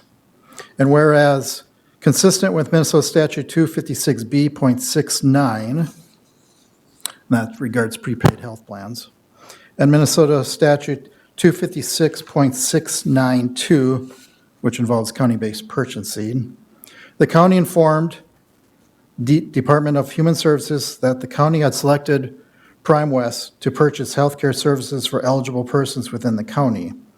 Canyon County also desired that Prime West be selected as the single plan for both MA and Minnesota Senior Health Options, Minnesota Senior Care Plus, to serve all persons within our county as allowed under federal and state law starting on January 1st, 2020. And whereas on or about July 25th, 2019, DHS notified the county that Prime West was not invited to contract to provide services as the single plan for all persons within the county who are eligible to participate in MA or MSHO, MSC+. And whereas Department of Human Services has offered no explanation for its decision not to select Prime West as a single health plan, and DHS has identified no evidence that the Commissioner of Human Services considered contracting with Prime West on a single health plan basis as required by 256B.694. Whereas the county strongly disagrees with the DHS's decision not to select Prime West as a single health plan for both MA and MSHO and MSC Plus in the county as allowed by federal and state law, and to the extent Prime West has not been selected as the single health plan for both MA and MSH, MSC Plus in the county seeks to pursue all actions necessary to challenge the Department of Human Services decision.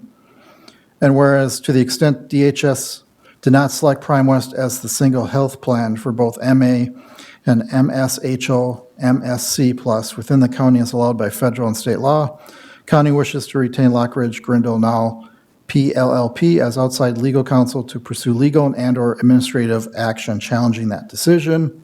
Now therefore be it resolved as follows.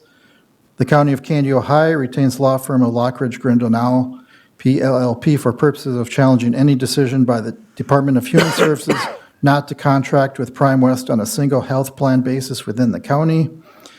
And 2, the county expressly authorizes Lockridge Grindle Now PLLP to communicate with DHS on behalf of the county to request and pursue mediation under Minnesota Chapter 256B, to appear on the county's behalf at mediation or administrative proceeding, and if necessary, pursue litigation on behalf of the county to challenge the Department of Health's decision, or Department of Human Services decision. 2019-40. We have a motion, and I will second that motion.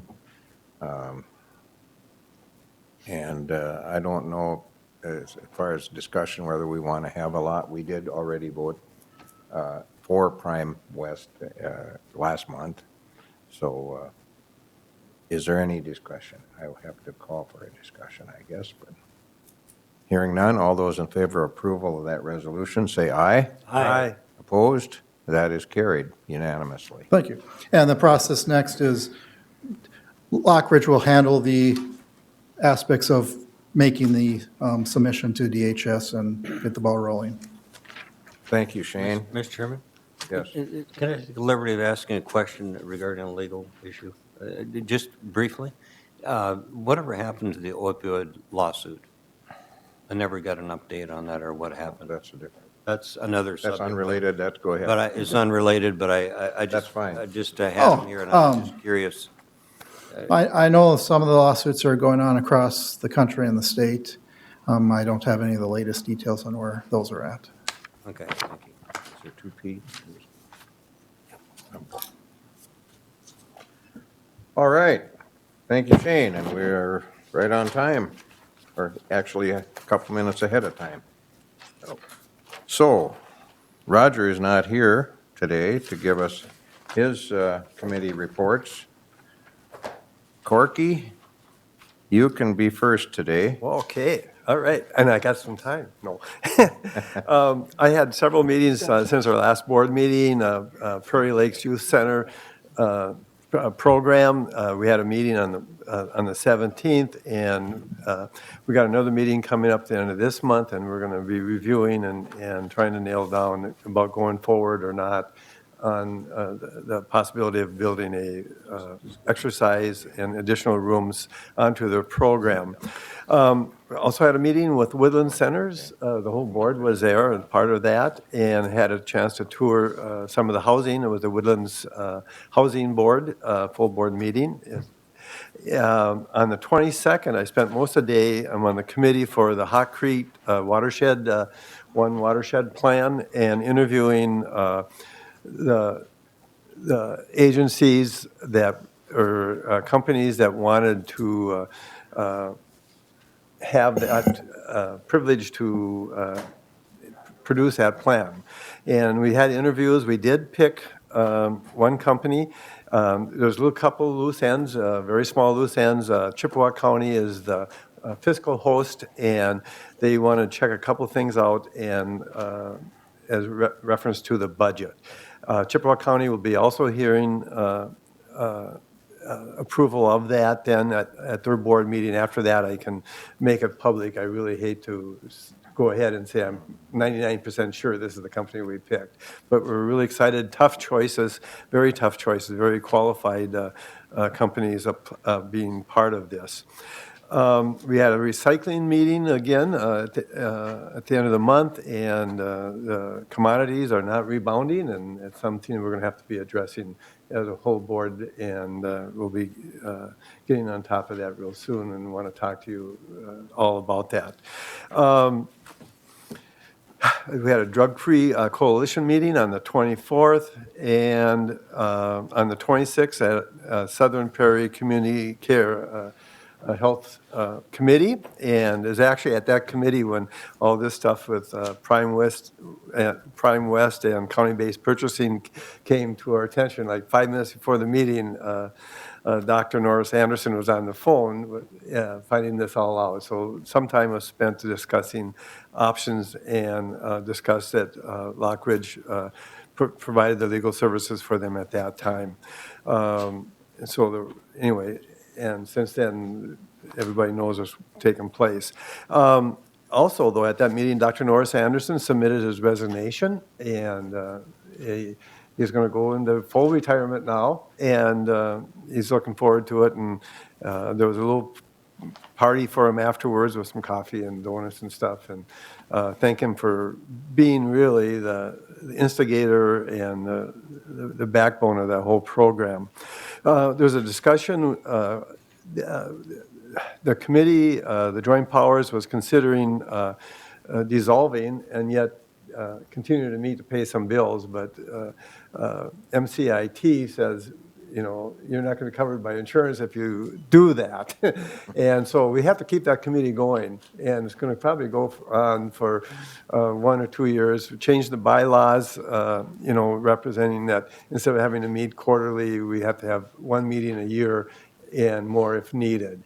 So that board will continue, but basically it's just to provide oversight to make sure at the end of this year, when things are all transferred, and if it goes to Prime West or whatever we end up doing with some of those services, that we still have to continue to pay the bills that have been spent for this year and the grants that came in, and do the reporting for that as well. And the mopping up, let's say, of all the little details. It takes forever to close down a government program, it looks like. And that's about all I had. All right. My report. Thank you. Well, I'll take a couple minutes is all. I have had a number of meetings since our last board meeting. The EDC Joint Powers Board met and reviewed Aaron's performance, and that was very much accepted. We talked about a number of things there. Otherwise, just the Armors meeting in St. Cloud was another thing. We set the budget for the year. There was no increase for our county in their budget. They held the line on their expenses, so that was a good news. I am part of a small group, offshoot of the Chippewa River watershed called the Shakopee Creek watershed, and we're meeting again, just a group of us to see if we can't get something done to improve the outflow of ditch 29 into little West Norway Lake. We have got a group of farmers and lake people working together. Hopefully that'll work and they won't erupt into a major. But we're right now just discussing some things we can do to hold some water so the nutrients and soil settles out before it goes into West Norway, which has been a problem for a long time. I did not make it to the mountain bike grand opening. I don't know if you had an opportunity either, but I had it was our anniversary, 51st, so I figured that I better take care of that. Peace. So Broadband met yesterday, and I have a request to make of those of you in the room. I will be going out, as you know, to the White House on the 16th and the 19th, and the meeting is the 20th, and I wanted to talk with transportation and agriculture about broadband or lack thereof in my district. So if you folks know of anyone that lives in my district that has got a story to tell, I would be very much like them to do a internet speed test. They can Google that, go online, and it'll give them the sad story. Had one a return, for example, their download speed was 0.41 megabytes per second, and their upload was 0.12. Now, the state standard is 25 down and 10 up. I'm going by memory, but it's certainly not, they're not meeting those standards. So if you know of someone, have them email me with their speed test results. I want to hand a packet of stuff to both the Division of the Department of Agriculture and the Department of Transportation. Both are involved in infrastructure issues, and I want to make it worthwhile to, so if you can help me out. I've gotten quite a few people from around Lake Andrew already to send me stuff, but every little bit helps. And that's about it for me. I'll turn it over to Okay. Mr. Madsen. Quick update as far as UCAP. I reported last time that we had not received approval from the regional office. That is still true today. Despite the fact that the regional office has approved this application and the grant for months and months and months, they still have not sent it out of the office to even federal at this point. We're down to the point of, if we don't have official approval within the next 3 weeks, 4 weeks at the outside, that the building project will be canceled for this year. It will not simply be possible to get it done. They are scrambling very hard right now. The latest plans is that we're going to be kicking out, if you can use that crude term, all the staff from the building and Marshall, and we'll have to have that as a Head Start building. Other than a couple of rooms, it does qualify and it does meet. It flies in the face of good coordination and good organization, but in these dire times, we've got to simply move ahead. For whatever reason, there is little or no movement in the Office of Head Start from a state, or from regional and a federal office. We do have congresspersons involved, and yet we don't want to push too hard for fear of some retaliation. You know, I mean, that happens. Let's be honest at that point. The Prime West meeting I attended, Drainage Work Group, just as an FYI, one of the biggest concerns right now is, again, continuing discussions of the DNR draft guidance, which it says in statute that if you're doing a repair within the DNR, you do it according to the statutes, you go according to the specifications, et cetera, et cetera. You're not deepening, you're not widening, and so on. And it says in there it shall be approved, but the DNR is pushing very hard to, again, have all of their approval to do their basic repair projects. There is a work group that is being set up between AMC, SWCD, and DNR to try to sort out this. The one positive, it has changed for the better. It has taken 2 years of lots of discussions, because the first guidance that came out there says that, Mel, any ditch repair is going to need DNR approval, which would be administrative nightmare. Bureaucracy overkill. Shane, you're smiling over there. You'd be a very, very busy person at that point in time. I want to also say that we have some zoning items this time. We had a skip last month. There was no applications, but there are 2 this time. Last item, multiple, and again, continuing conversations about water and drainage on the roads. I know that Mel, Todd, and the crew have worked unbelievable amounts of time. I'm gonna kind of shudder when I see the yards and tons of gravel that you're putting out there this year.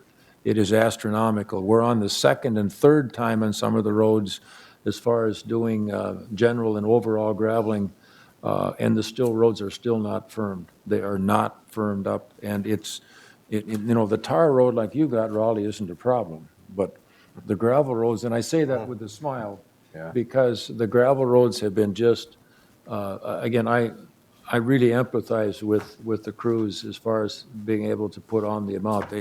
They put on gravel and it still just disappears. Yeah, no, So Harlan, we're dealing I'm with well an aware issue. because I get. I know. Every other day. I don't have that problem. No. I'll send some to you, so you don't feel left out. We should give you some gravel road. We could take some of the asphalt off, Steve. We could do Yeah, that. there we go. We could recycle, and that'll do it. All right, Steve, you're up. A lot of things going on. Just a couple of months have passed out a flyer. Patriot Day is coming up. That's remembrance of 9/11. It's almost 18 years ago. There's going to be an event at the Downtown City Auditorium.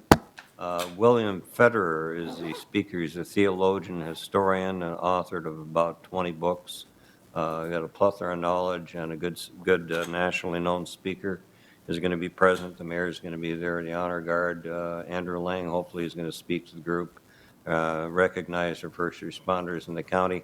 trying to not forget that day that happened 18 years ago. So if you could attend and pass the word, I'd appreciate it. We got the fair going on, which should be kind of fun, and for anybody that wants to get out there. Also, some statistics on the Helping Hands Nurse Family Partnership as far as our caseloads, and the update as far as our graduates. It's a 2.5-year program from prior to birth and after birth up to age 2.5. County is shooting 29% graduation rate. Grant County's 49. Other counties, Meeker 22, Lyon 24, Swift 29%, Renville 34. So we're going to try to increase that. That was one of our goals we talked about the other day, and I think that should be the emphasis to see what's working there and what's not working. NAMI Walk is coming up at Robbins Island again this year for those who are interested in that event. It's a good time. Good fundraiser also. The bike event at the Environmental Learning Center went over really well. They have 4.5 miles of trails there, you guys. Good job. I know you both serve on the board there, and that was good. There's going to be future events coming up.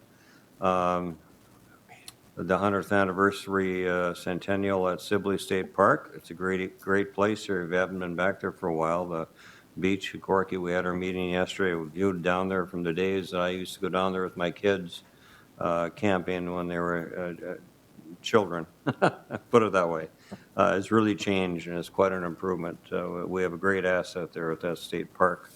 Other than that, the funding on Helping Hands Nurse Family Partnership, when we had the change in 2016, we had $90,070 in reserves.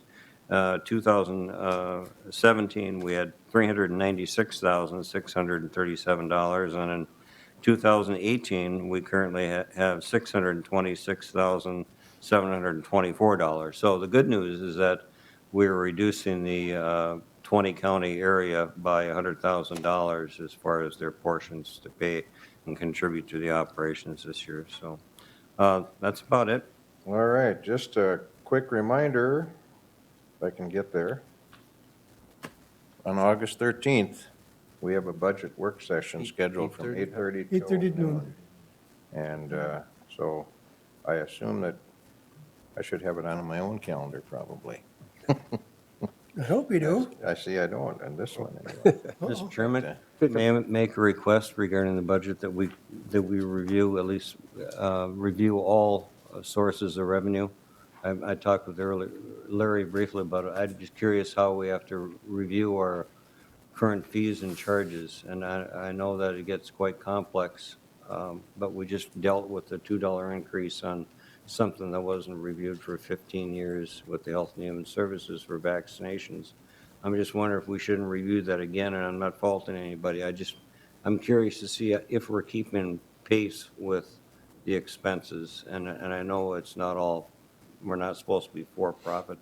I'd be curious to see every year what we need to review, and I would support that. If Larry, if you have the time, I would really. I can show Mr. Chair, I can show the revenues, I can show that.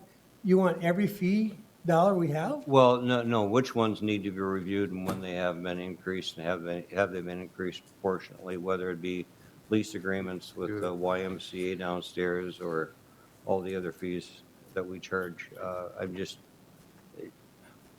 I'd like to see that kind of broken down if it's possible, to see what revenue we're creating to cover our expenses on services that we provide to the public. Just to clarify in the public health, the rates have been adjusted. What was changed was the policy and procedure. Right. The rates have been adjusted. The rates have not been flat for 14 years. Oh, okay, The I'm sorry. policy The was- policy. The I'm policy sorry, I was changed, not the misunderstood. rates. I misunderstood her. Thank you for correcting. All right, yes. I forgot to mention for the Hot Creek One Watershed Plan, the kickoff for a day saver is September 5th, and it's going to be a public open house informing the public of the program.